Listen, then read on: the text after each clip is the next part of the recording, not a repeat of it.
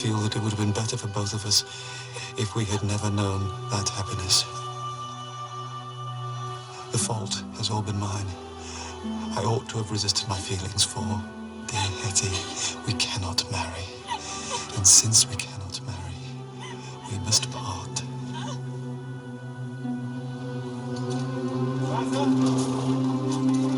I am miserable while I say this, but nothing else can be. We must try not to feel like lovers anymore. We must try to think of one another as little as we can. Forgive me, and try to forget everything about me, except that I shall be, so long as I live, your affectionate friend, Arthur Donnithorne.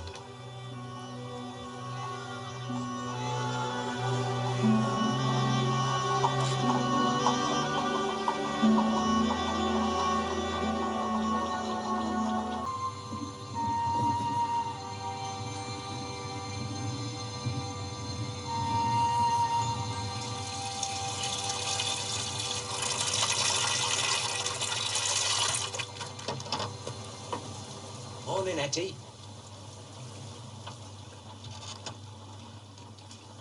I brought you some dock leaves. You won't have to go out in cold to fetch them now.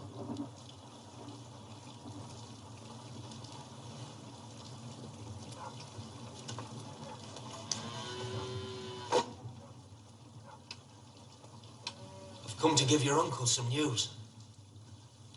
Oh? Mr. Burge has offered to put money into my business so as he shares the profits. And I've said yes. It means I can really make something of it now. Mr. Burge wants you to marry his daughter. Well, that's you all set up then, Adam Bede. Business and wife, too. True enough. I can afford to marry now. I can make a wife comfortable at last. But you know, Hetty, Mr. Burge has took me partner, son-in-law or no son-in-law. And I shall never want to be married if you won't have me. Oh. Hetty, don't turn away. You know I love thee more than my life. Say you'll be my wife, Hetty. Say you let me love you and take care on you. Hetty?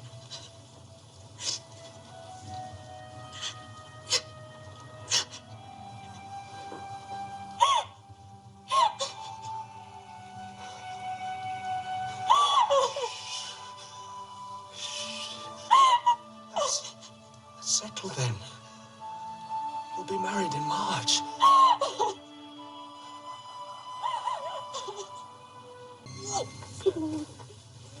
Why isn't Etta come back? She's still got shopping and all to do. I reckon she must like it up there.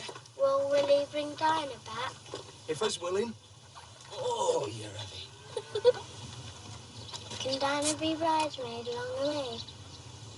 Maybe.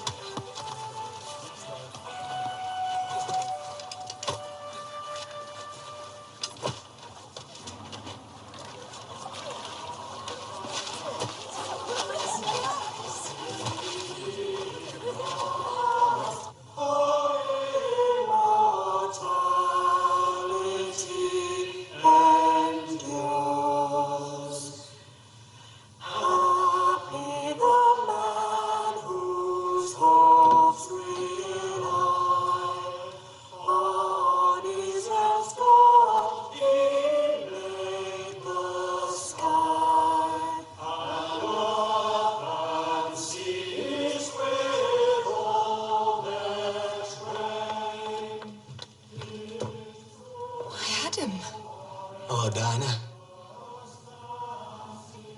It's a bit of cold there to come so far. Distance and cold don't mean much to a man on such an errand as mine.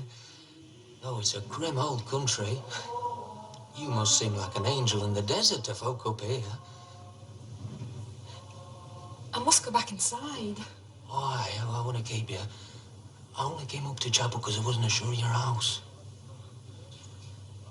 Did you bring a message from your aunt?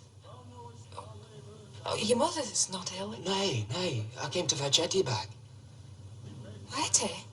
Aye. You too, if you're willing, Dinah. Etty's not here. But she came to see you Friday was a fortnight. She came to fetch you to our wedding.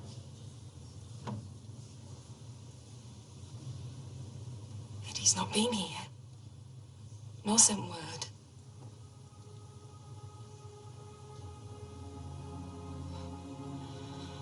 Lord have mercy. How can I stop? I must find her.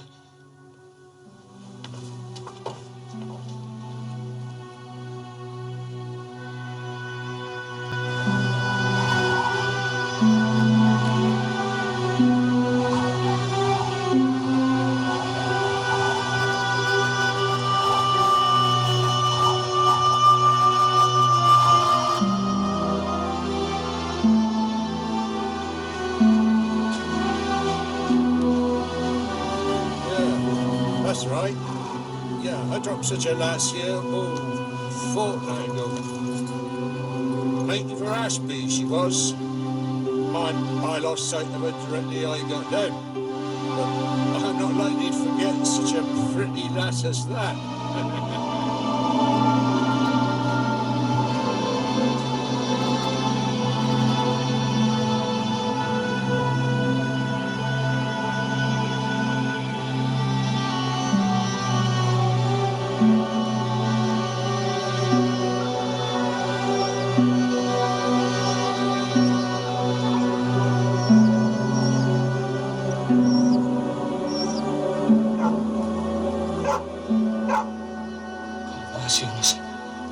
What?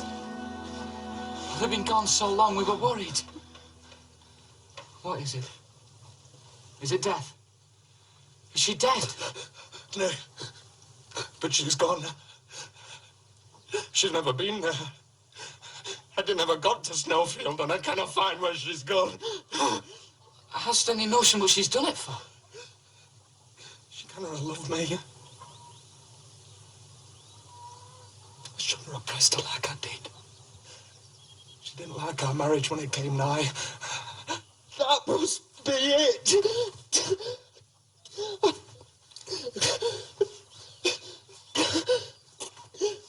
I cannot find where she's gone, Seth.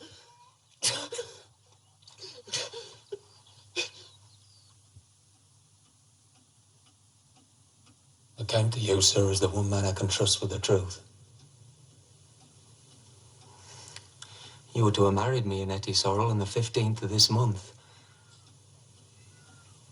Well, she's gone away, sir. And we don't know where.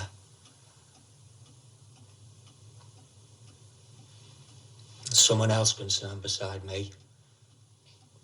Someone who played with Etty's feelings as a man in his station had no right. Someone who I reckon my greatest friend.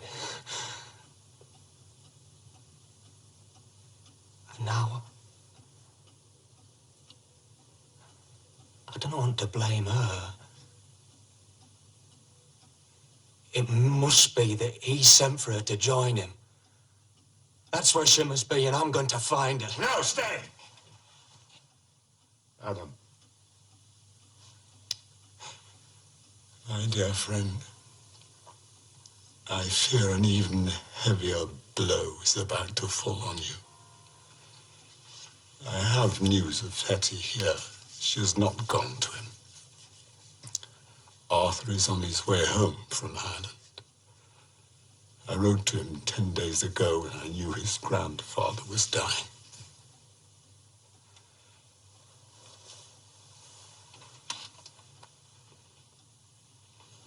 Where's Etty? At Stoniton. She's She's been arrested. She is in prison. For what? For the murder of her child.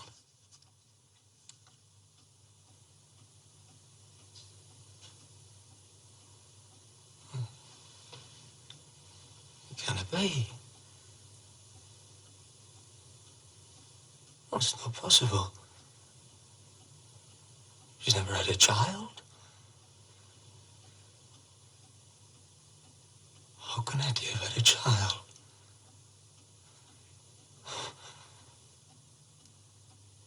Who says so? I have a letter here from the magistrate asking me to go and identify her.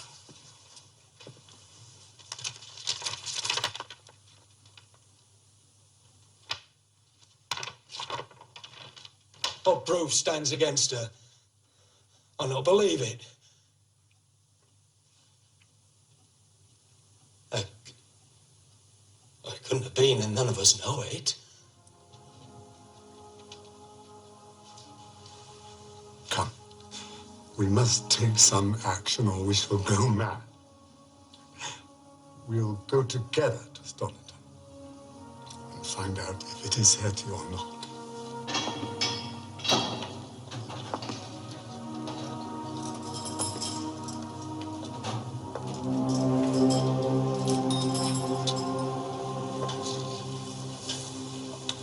Hetty, my dear.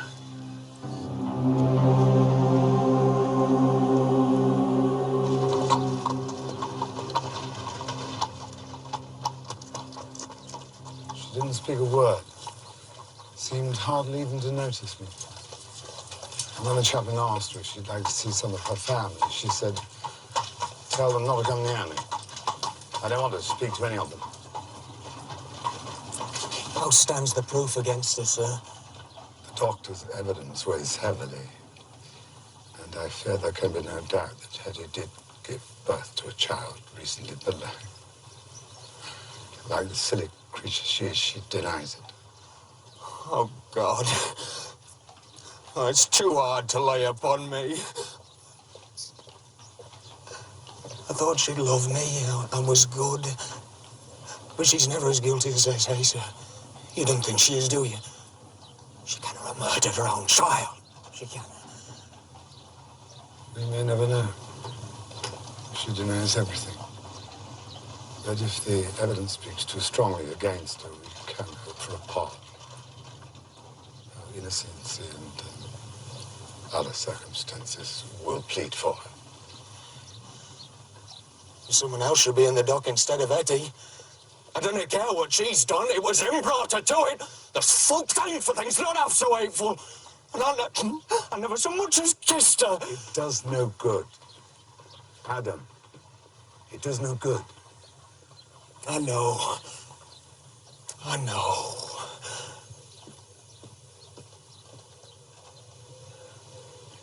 The poor Hetty. It could never be undone.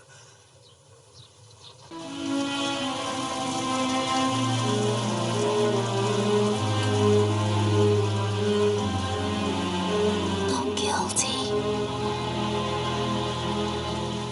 My name is Sarah Stone. I'm a widow and keep a small shop in Church Lane. The prisoner at the bar is the same young woman who came and asked for a lodging at my house on Saturday evening, the 27th of February. When I said I didn't take in lodgers, the prisoner began to cry. She said she was too tired to go anywhere else. She only wanted a bed for one night. Her prettiness and her condition, and something respectable about her clothes and looks, made me as I couldn't find it in my heart to send her away. Then in the night, a baby was born, sooner than the young woman expected. I didn't call for a doctor, for there seemed no need. I took a deal of trouble for both the child and the mother, and couldn't help taking to the little thing, being anxious about it. But I wasn't quite easy what I should do.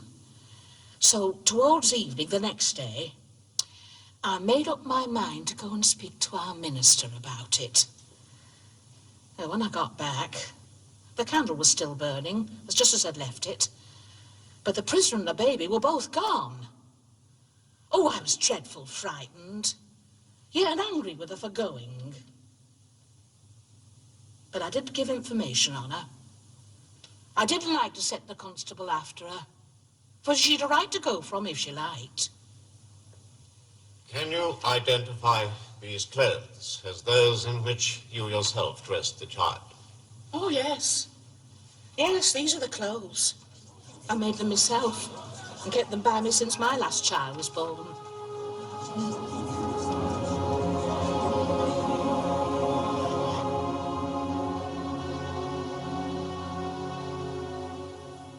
My name is John Holding.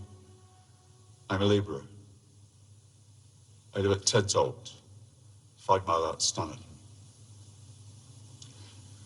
It was a week last Monday. I was heading towards Hetton Copse, and about a quarter of a mile from the coppice, I saw the prisoner sitting under a haystack by the road.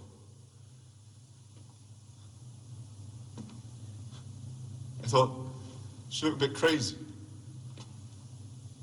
but no business of mine. I hadn't gone far out of the road toward the coppice before I heard a strange cry. The cry was like no animal I knew. But I wasn't stopping just then, so I kept right on. But when I come back near an hour later, I remembered the cry. And I couldn't help laying down my stakes to take another look. So after I poked around in the leaves a while, I saw something odd, round and whitish. Then on the ground, under a nut bush.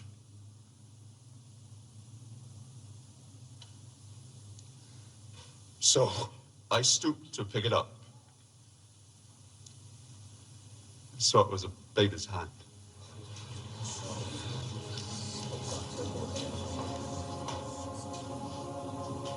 I pushed away the turf and the leaves that lay around. Pulled out a child.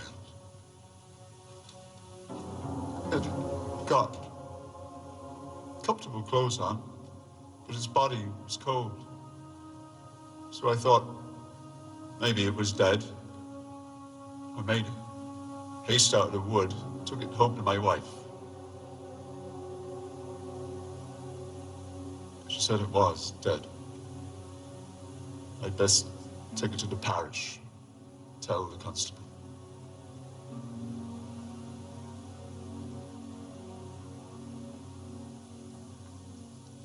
The next morning, the constable asked me to take him to the spot. When we got there was the prisoner again, sitting against the bush where I found the child.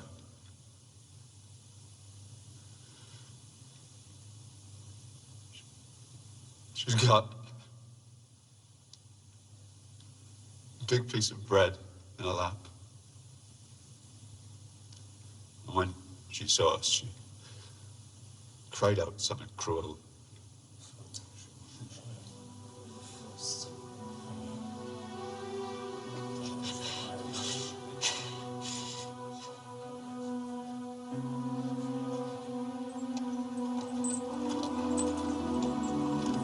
My dear Arthur, I send this letter to meet you on your arrival because I shall be by then at Stoniton, whither I am called by the most painful duty it has ever been given me to perform.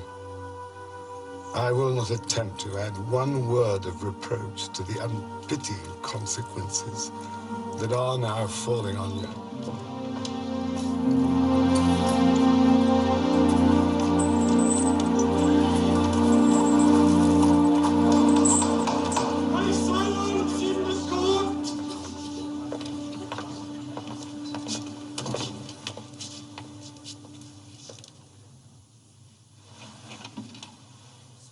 How find you the accused?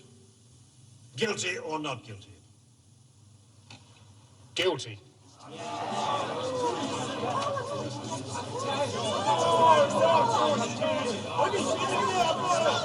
Prisoner in the dock, Mr. Sorrel, you have been found guilty of a most unnatural crime, the murder of your child. And although testimony has been given of your previously unblemished character and the virtuous nature of your upbringing, no satisfactory plea for mercy has been put forward. I therefore sentence you to be taken hence to His Majesty's prison and thence to a place of execution, there to be hanged by the neck till you be dead.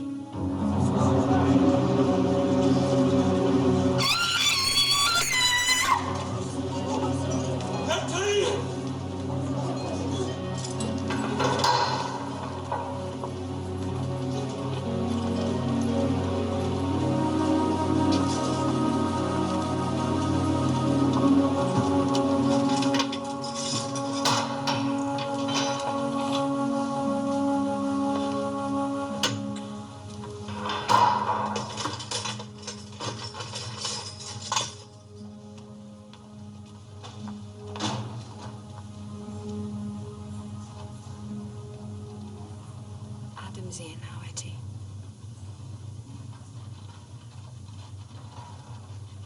You said you wanted to see him.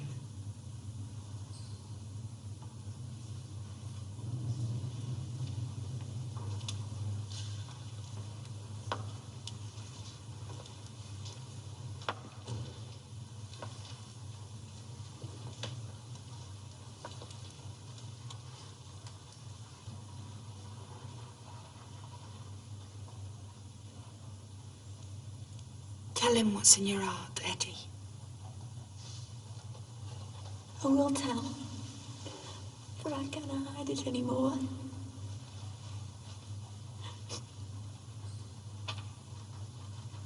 I did do it. I buried it in the wood, the little baby. It was born when I didn't expect it, and the thought came to me I might get rid of it and go home again. Never let him know why I ran away. I'd marry you, Adam, and never tell anyone.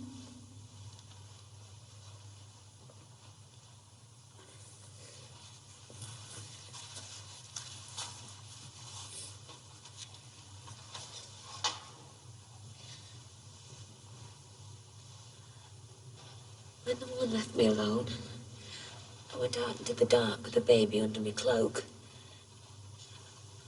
I walked on, and it got lighter, for there came the moon. Oh, it frightened me when it first looked at me out of the clouds. Never looked so before. But I went into the wood, and I saw a hole under a tree. Like a little grave it was. And the thought came to me, I'd lay the baby there and cover it up. And I'd done it in a minute. Only I did cry so. I don't know how I felt about the baby. I seemed to hate it. It was like a heavy weight hanging around my neck. It's crying and right through me. I couldn't bear to look at his little face and hands, and I couldn't have covered it all up. Not quite. You see, I thought as maybe somebody'd come and take care of it, and then it wouldn't have died. I made haste out of the wood. Only I could hear it crying at every step, and no matter how far I walked, I could still hear it. I went back because of the crying.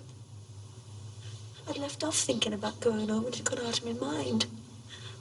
I saw nothing but that place in the wood where I'd buried the baby. I think I shall always see it. I met nobody. It was very early, and I got into the wood again easy, for I knew the place, and I could hear it crying at every step. It must still be alive, I thought. I don't know if I was sorry or glad. I don't know what I felt till I saw he were gone. I was struck like a stone with fear. My heart went like stone. I couldn't have wished nor tried for anything. It seemed like as if I should stay there forever. But then they came and took me away.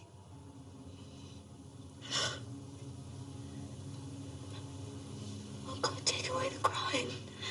And the place in the wood, now I've told everything. Oh, God, will anyone ever forgive me now I've told? I forgive thee, Auntie. And for all I behaved so wrong to you, Ed.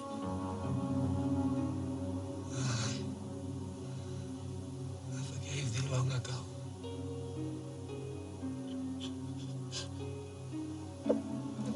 Forgive me.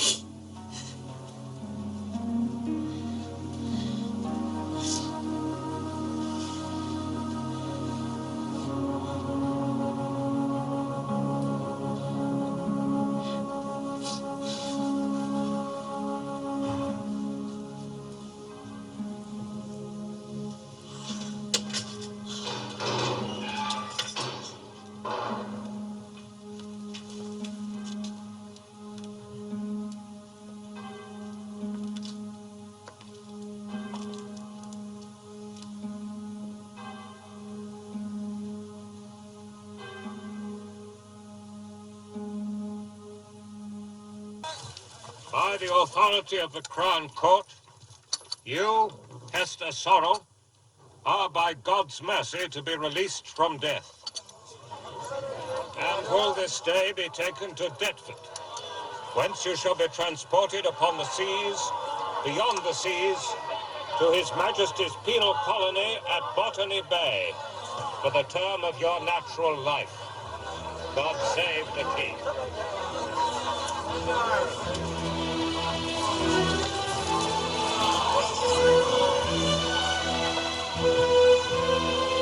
I still don't understand what's to be done with me. You're to be taken to Australia, Eddie. It's the best could be done. You're going to a new life and a new land. Farewell, Eddie. God be with you.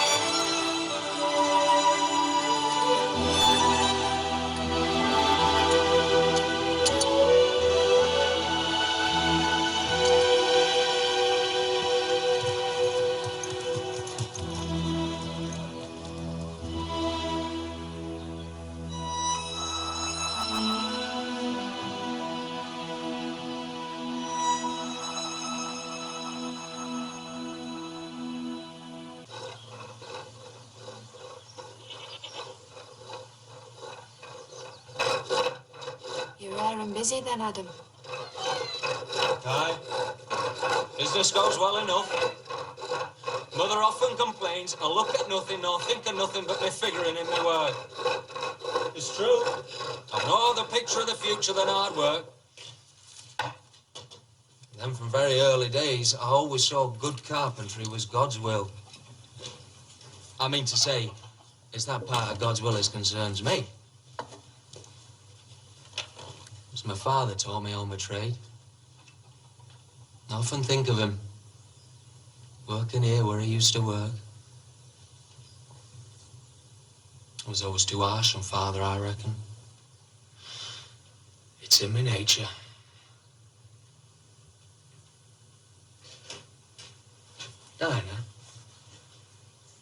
You're not displeased with me for anything, are you? No. You mustn't think so. You maybe don't know the value I set on the very thought of you. But you know well enough what cause I have to put you above all other friends in the world. And you know, I do mind parting with you. But if you think well to go, I've no right to hinder thee. I'm afraid if I stayed on here, I'd forget everything but my own happiness. But if your happiness lies here, Dinah, why will you not stay? Because all the peace and joy I've ever had has come from having no life of my own. No wants. No desires of my own. I know. I know. You're never easy unless you're helping others. No one who knows and loves you would ask you to go against your own conscience, Dinah. Don't mind me. I'm called to go back. Yet the flesh is weak.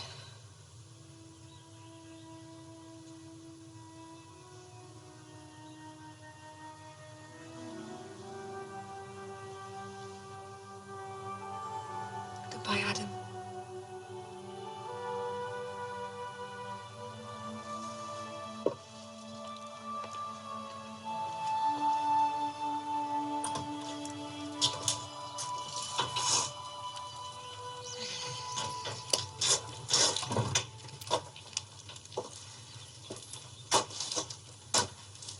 They mun make up their mind to do without her mother. If it could have been as she'd have married Seth, it'd have been a great blessing to us. But it's no good crying over what can never be. Dinah's no for marrying. Very like. Very like she's no for marrying when them as she'd be willing to marry when I ask her. I shouldn't have married your father if he'd never asked me.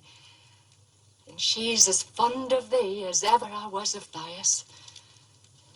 Mother, are they talking wild? What's been said to put such ideas in the head?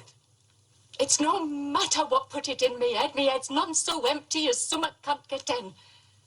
And only men have to wait till folks say things afore they find them out. It's thee as needs ideas put in the head, lad.